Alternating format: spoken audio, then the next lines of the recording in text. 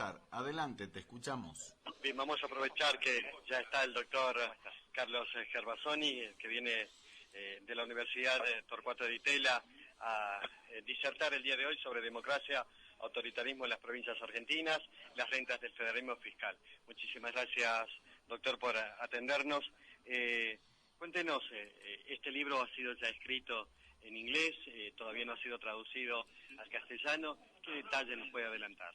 Sí, es un libro publicado a fin del año pasado, después de como 14 años de trabajar sobre esta cuestión, desde que comencé mis estudios doctorales en la Universidad de Notre Dame, y aunque había hecho algunas publicaciones parciales, los resultados de la investigación, la publicación completa está en este libro. El libro tiene como 3 partes, en una donde se describe cuán democráticas o no son las provincias argentinas en un número de dimensiones diferentes de la democracia, mostrando que hay diferencias muy grandes, ¿no? Desde provincias como Mendoza o Córdoba, que son razonablemente democráticas, a Formosa o La Rioja o Santa Cruz o Santiago del Estero o San Luis, que aparecen como las 5 con más problemas.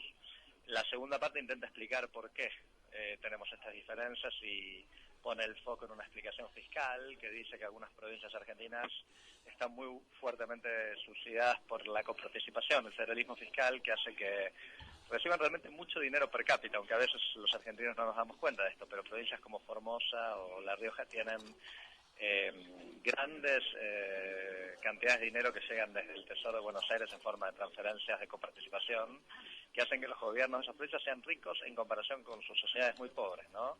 Entonces se generan estas economías rentísticas donde todo el mundo depende del Estado, y lo que el libro muestra con estadísticas es que las provincias más rentísticas, más dependientes de las transferencias federales, son las menos democráticas. Entonces ahí hay una historia causal donde, como todo el mundo depende del Estado en esas provincias, la mayor parte de la gente es empleado público, tiene un plan social, o los medios de comunicación viven fundamentalmente de la pauta del gobierno provincial, o las empresas viven fundamentalmente de venderle cosas al gobierno provincial. La oposición no tiene chance, porque todo el mundo quiere estar en buenos términos con el gobierno provincial, y entonces no ocurre alternancia, nunca hay elecciones competitivas, el gobernador concentra enorme poder, a veces logra reelecciones ilimitadas, como es el caso de Gilles Infran en Formosa, que es una situación que no se ve en ninguna otra provincia de Argentina ni del mundo prácticamente. Y la última parte del libro compara a la Argentina con otros 7 países, mostrando que tenemos niveles de democracia provincial en general inferiores a los de otros países que uno podía esperar, como Alemania o Australia, y también otros menos esperables como India o México, ¿no? Doctor, sí o sí le tengo que preguntar, ¿cómo vio o cómo ve la democracia en la provincia de Salta? Mira, yo no soy un especialista en ninguna provincia en particular, y en Salta tampoco. Tuve oportunidad de hablar con mucha gente desde que llegué, informarme un poquito antes de venir, ver los propios indicadores del informe, del libro, y veo unas debilidades, no tantas, ¿no? Las debilidades están en que, evidentemente, como en muchas otras provincias, hay mucha concentración del poder en el Poder Ejecutivo. Todo indica que el Poder Legislativo y el Poder Judicial no son pesos y contrapesos como se supone que deben ser en la democracia, que hay muy pocos controles de cualquier tipo sobre el poder del gobernador, ahora y en el pasado también. Como aspecto destacable que no todas las provincias tienen es que es una provincia que ha tenido rotación en el poder, donde el oficialismo no siempre gana. Últimamente los salteños están con la memoria de 12 años el mismo gobernador, y antes que eso otros 12 años el mismo gobernador, pero la verdad es que el oficialismo perdió elecciones, ¿no? Perdió el peronismo contra el Partido Renovador Salteño hace ya unos cuantos años, volvió a perder el Partido Renovador Salteño, después la facción gobernante del peronismo en el 2007 perdió contra la facción que la desafiaba de Urtubey. Entonces no se ha consolidado un poder único, un oficialismo invencible como sí ha habido en otras provincias. Me parece que el hecho de que ahora ustedes tienen elecciones donde no está del todo claro quién va a ganar, o donde parece que va a haber una competencia intensa entre diferentes candidatos, la diferencia de otras provincias como Santiago del Estero, Formosa, La Rioja, donde no hay ninguna duda que el oficialismo siempre gana, ¿no? Antes de pasar al estudio, ¿pudo analizar la cantidad de precandidatos que hay en estas pasos?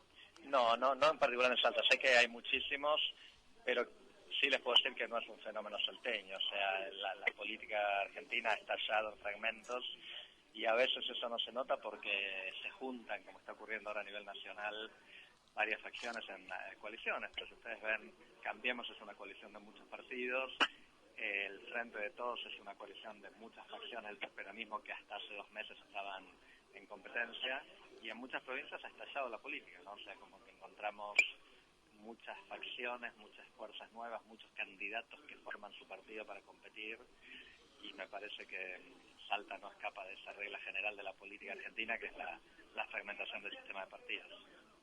Daniel, lo voy a comunicar con el doctor Carlos Gervasoni para que usted pueda comenzar. Recuerdo que está a punto de comenzar la conferencia. Correcto. Gracias, César.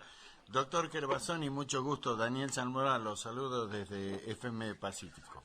¿Qué tal, Daniel? ¿Cómo le va? Muy bien, un gustazo, doctor. La verdad que usted sabe que cuando estábamos haciendo la previa, la introducción esta para poder charlar con usted, justamente, ¿no? Yo hablaba de esto, de lo que es democracia y autoritarismo en las provincias, y hacía mención a esto que usted acaba de decir, la enorme dependencia de la mayoría de los ciudadanos de una provincia como Salta o como otras, donde hay una dependencia prácticamente del 80 o el 90% en algunos casos del empleo público.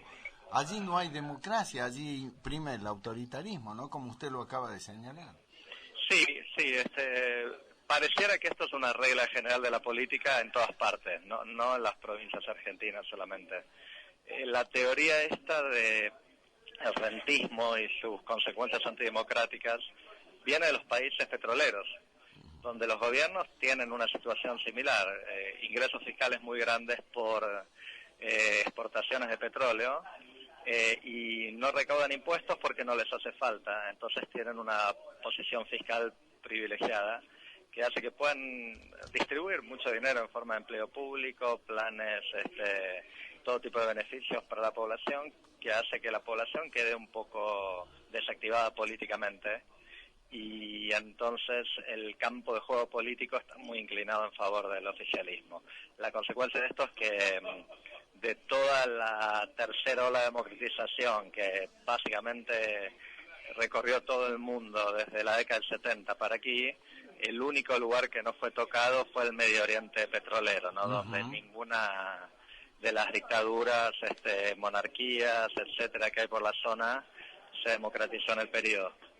Doctor, la última y cortito, porque como dice César, mi compañero, mi cronista, ya tiene que empezar la conferencia. 2 palabras, es muy largo, pero igual apelo a su capacidad de síntesis. Nada más y nada menos que federalismo fiscal, algo fundamental, que tiene absoluta relación con lo que acaba de decir. ¿Cómo se corrige? ¿Cómo se hace?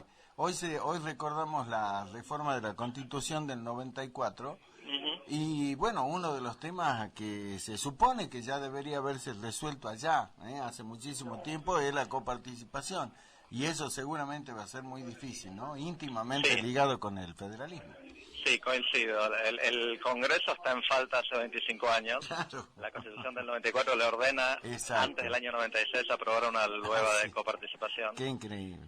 Y el problema de esto es que cuando la responsabilidad es de un cuerpo colectivo como el Congreso, no está claro a quién se le echa la culpa, ¿no? Claro. O sea, hay más de 300 legisladores, van cambiando cada 2 o 3 años, y ninguno tiene el poder individualmente de lograr aprobar la ley.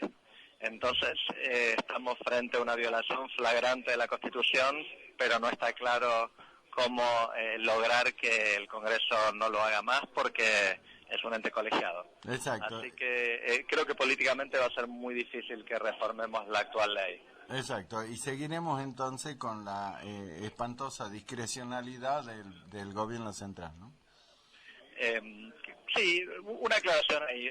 La verdad que la ley de coparticipación tiene muchas debilidades, pero la mayor parte del dinero no es discrecional, o sea, algo así como el 80% se le distribuye a las provincias de acuerdo a una fórmula que existe, y el gobierno y los anteriores lo han respetado.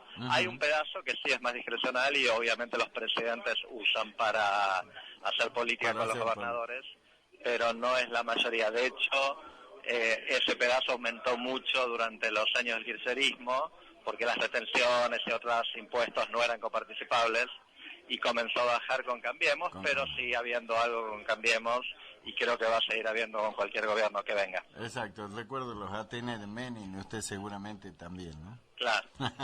Doctor Scherbasoni, un placer, un gusto enorme. Vamos a estar a través de César siguiendo lo que va a ser su conferencia. Un Muy bien, abrazo. les agradezco mucho. A Un usted abrazo muy para usted. atento, gracias.